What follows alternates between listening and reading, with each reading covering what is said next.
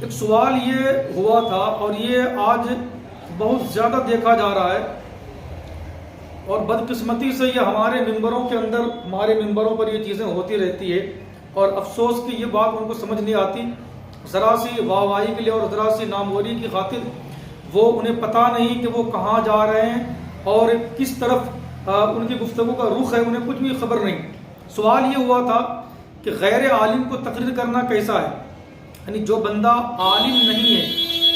یعنی جنہوں نے باقاعدہ علم دین حاصل نہیں کیا، ایسا بندہ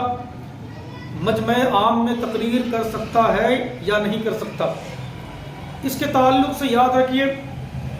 اعلیٰ حضرت امام اہل سنت امام عشق و محبت نے فرمایا کہ اگر غیر عالم،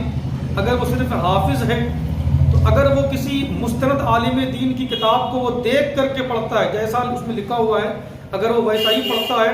اور پڑھ کر کے عوام الناس کو سناتا ہے، اس میں کوئی بھی حرج کی بات نہیں، اس لیے کہ وہ محض اس وقت ایک ترجمان ہے اور وہ کسی دوسرے کی بات کو وہ اپنی زبان کے ذریعے سے بیان کر رہا ہوتا ہے۔ لیکن اگر غیر عالم، جن کو کوئی علم نہیں، جو شریعت کے اصول و ضوابط سے، اصول و قوانین سے وہ واقف نہیں ہے، نہ اصول فقہ سے ان کو کوئی آگاہی ہے، نہ وہ علم حدیث کو جانتا ہے، نہ فقہ میں ان کو کوئی مہارت ہے، ایسا بندہ ہرگز اور ہرگز بھی تقریر کرنے کا اہل نہیں ہے۔ الملفوظ کے اندر اعلیٰ حضرت سے جب پوچھا گیا تو آپ نے سختی کے ساتھ صاف لفظوں میں فرمایا کہ غیر عالم کو تقریر کرنا حرام ہے۔ اس لیے کان کھول کر کے وہ حضرات سن لیں کہ جو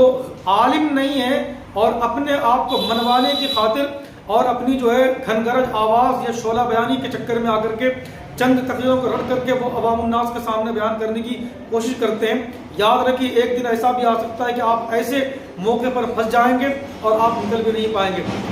اس لیے کہ جب انسان کے اندر علم نہیں ہوگا تو اسے یہ پتہ ہی نہیں کہ وہ کس طرف جا رہا ہے، کہاں پر اس نے غلطی کری، کہاں پر اس سے چوک ہوئی بولنے میں، بسا اوقات کیا پتہ وہ کفریہ کلمات بول جائے، اسے خبر بھی نہ لگے۔ تو اس لیے بہتر اور مناسب یہی ہے کہ جو غیر عالم ہیں وہ تقریر نہ ہی کرے، تو ان کے لیے یہی زیادہ مناسب ہے اور یہی ان کے لیے زیادہ بہتر ہے، اور یہی سرکار اعلیٰ حضرت کا ارشاد بھی اور فرمان بھی ہے۔